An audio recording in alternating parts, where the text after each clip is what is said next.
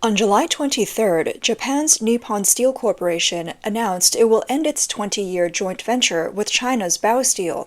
The contract will be terminated at the end of August when it expires. Nippon Steel finds it challenging to expand its business in China and plans to focus its investment resources in the United States and India. Nippon Steel stated that it plans to sell all its shares in the joint venture BNA to Baosteel for 1.76 billion renminbi, approximately $241 million US, but this sale requires regulatory approval.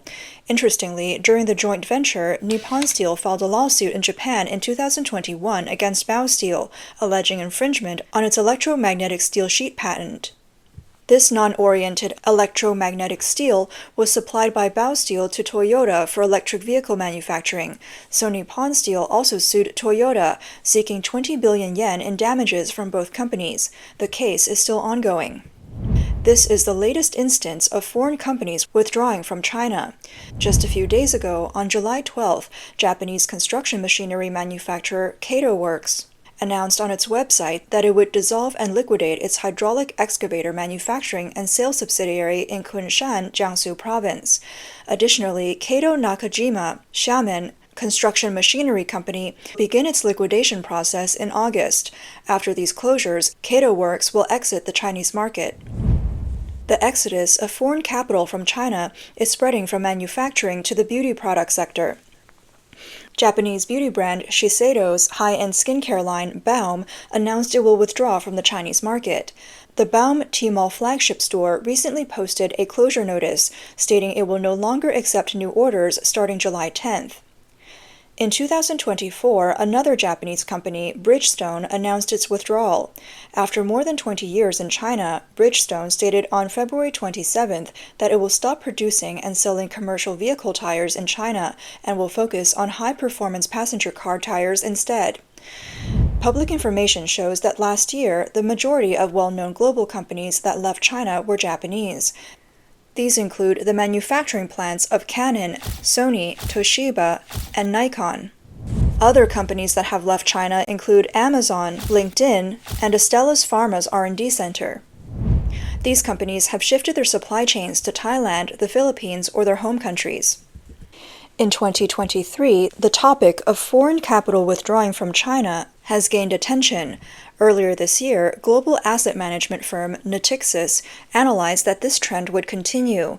In response to foreign companies leaving, China's Ministry of Commerce emphasized that the inflow and outflow of foreign capital are in line with market rules and claimed that the withdrawal narrative is hyped by external parties. However, China's state media Xinhua didn't support the Ministry of Commerce's stance.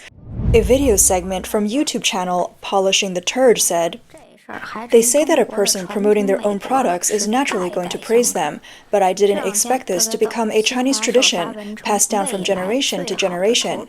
Xinhua News Agency published an article claiming that the best investment opportunities in the future are still in China, and that ignoring China will only mean missing out on these opportunities.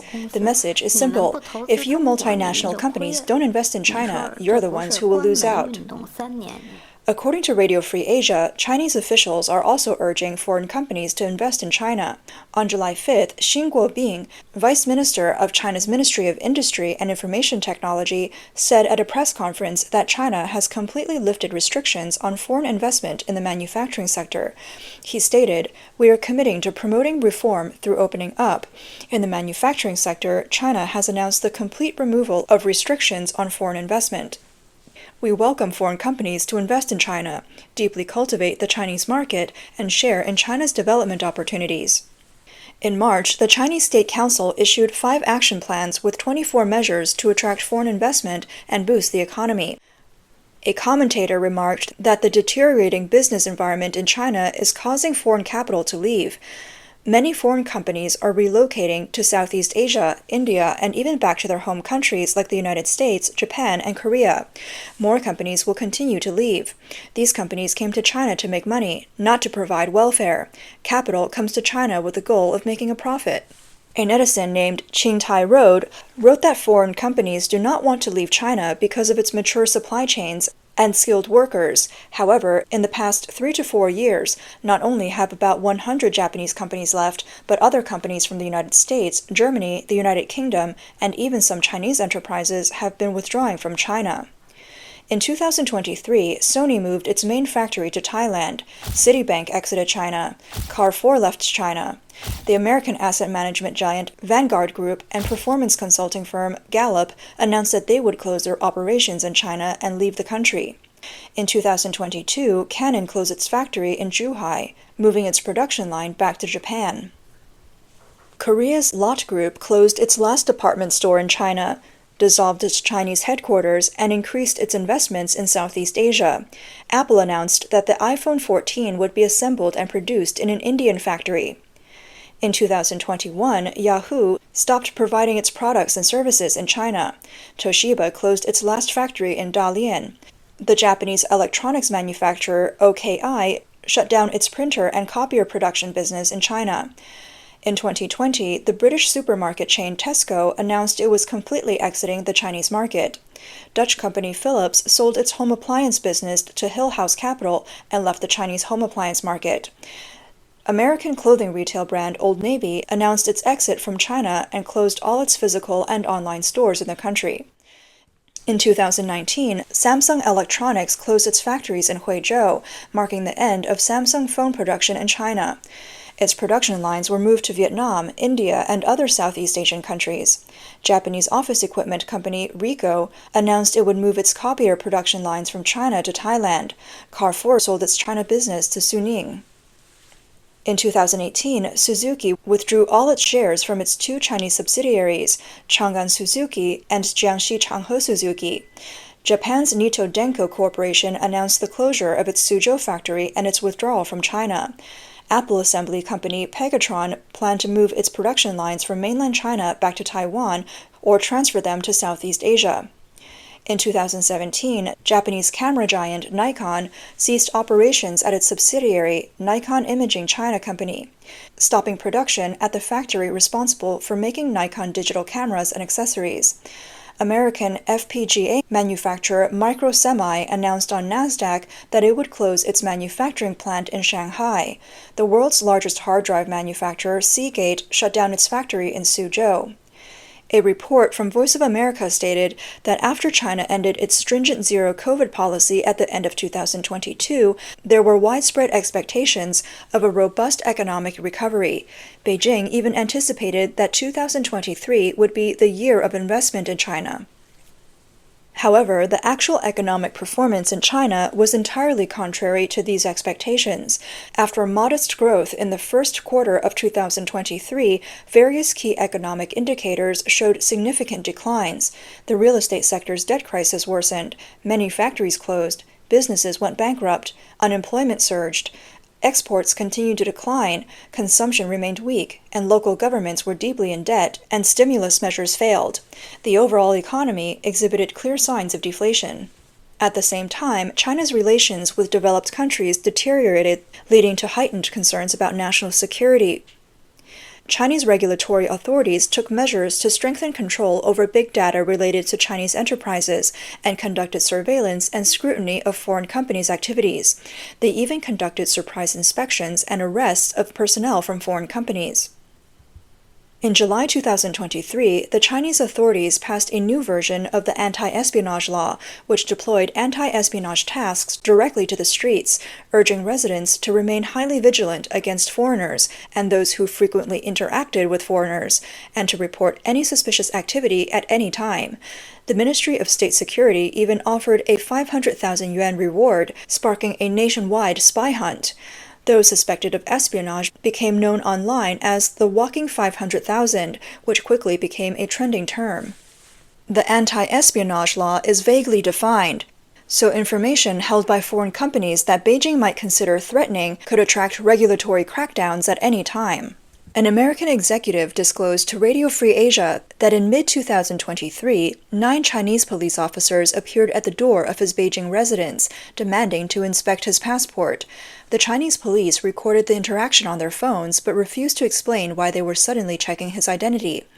This incident left him feeling fearful, and he believed that despite the Chinese authorities now offering multiple incentive policies, it would take a long time for foreign businesses to regain trust in China. Additionally, in March 2023, Chinese police raided the Beijing office of the American due diligence firm Mintz Group and detained 5 employees. As of now, there has been no news of these employees being released. At the time, Chinese authorities accused Mintz Group of engaging in foreign-related statistical investigations without approval, a claim that Mintz Group denied. In March 2023, an employee of the Japanese pharmaceutical company Astellas Pharma was detained on suspicion of espionage activities. Since 2015, 17 Japanese citizens have been detained by the Chinese authorities on similar charges. In September 2023, Charles Wang Zhonghe, a senior banker at Nomura Securities, Japan's largest investment bank, was banned from leaving China. Moreover, in April 2023, the Shanghai office of Bain & Company, one of the world's top 3 management consulting firms, was searched. Similar incidents occurred with the employees of international consulting firm Capvision. In a report by Radio Free Asia, it was pointed out that for multinational companies, the increased social control by the Chinese government makes it difficult for these companies to convince their senior personnel to risk their personal safety by being stationed in China. This further leads to a disconnect between the business operations in China and their headquarters. This economic and political environment has a very negative impact on foreign businesses operating in China. According to official Chinese data, foreign direct investment in China in the second half of 2023 was $4.9 billion, 87% year-on-year decrease, marking the first drop since comparable data was first published in 1998. The European Chamber of Commerce in China, in a survey report published in June 2023, stated that due to the lack of a strong post-pandemic economic recovery in China and the impact of the expanded implementation of the anti-espionage law, foreign companies are losing confidence and are moving their investments and headquarters away. In the EU Chamber of Commerce 2023 Business Confidence Survey, a record 64% of respondents said it was more difficult to do business in China compared to the same period last year. Jens Eskelund, president of the European Chamber of Commerce in China, told the media that business confidence in China has basically hit the lowest point since we have records, and there is no hope for real improvement in the regulatory environment over the next 5 years. Current affairs commentator Guo Min told Radio Free Asia that the most critical reason for the accelerated withdrawal of foreign capital from China over the past 3 years is the geopolitical influence and the conflict of values between China and the West. He indicated that foreign companies do not feel safe in China because it is not a market economy and a society ruled by law. Instead, everything is determined by the party. For foreign companies that have been deeply rooted in China for decades, there is also the issue of capital withdrawal. The Financial Times reported on March 15th that with the tightening of the regulatory environment and increasing geopolitical tensions, American institutions with private equity investments in China are finding it difficult to exit their investments. 4 U.S. public pension funds, which have allocated more than $4 billion to China-focused private equity funds, said they are preparing to delay redeeming investments that are nearing the 10-year mark. The hesitation of these 4 U.S. public pension funds reflects a concern. Alan Waldrop, director of private equity at the Alaska Permanent Fund, said, "China has been a place where you could deploy capital, but getting it out is harder. Now it's a much more severe issue." For most of the past decade, U.S.-backed private equity funds have been among the most active investors in China's booming consumer and internet industries. Even after the U.S.-China trade war broke out, the investment boom continued. In 2022, when Beijing began data security reviews for companies seeking overseas listings, the IPO boom that allowed hundreds of Chinese companies to list in New York came to an abrupt halt. Data from financial information provider Crunchbase shows that in 2022, U.S. private equity and venture capital investments in China also fell by 68% year-on-year. While the Federal Reserve's aggressive rate hikes have had a broad impact on IPOs in the U.S., Beijing has played an equally significant, if not greater role in preventing Chinese companies from listing overseas. For example, in July 2021, Chinese ride-hailing giant Didi, which had just listed in the U.S., faced a review by domestic regulatory authorities. China's Cybersecurity Review Office stated it was investigating Didi and suspended new user registrations during the review. While most foreign investors do not have to make immediate decisions, they recognize that as more private equity funds reach their 10-year mark and are due to be liquidated, the risks in the coming years will increase further. An executive from a second U.S. public pension fund, which has a dozen private equity projects in China, said, "The fact that we cannot exit is certainly worrying, and any unexpected extension of the investment life cycle will affect the future deployment of its funds." The American Chamber of Commerce in China released its 2024 report, showing that American companies in China face a complex outlook in 2024, with more than a third of the respondents feeling less welcome in China. They expressed concerns about market openness, market access, and unfair treatment in regulatory enforcement. According to data from the Chinese Ministry of Commerce, new foreign direct investment in 2023 fell by 8% to about $160 billion, the lowest level in 3 years.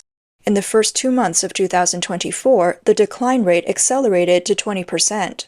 China's State Administration of Foreign Exchange, using different accounting statistics, showed that foreign direct investment inflows into China in 2023 fell by 80%, the lowest in 30 years, raising further doubts about China's market attractiveness.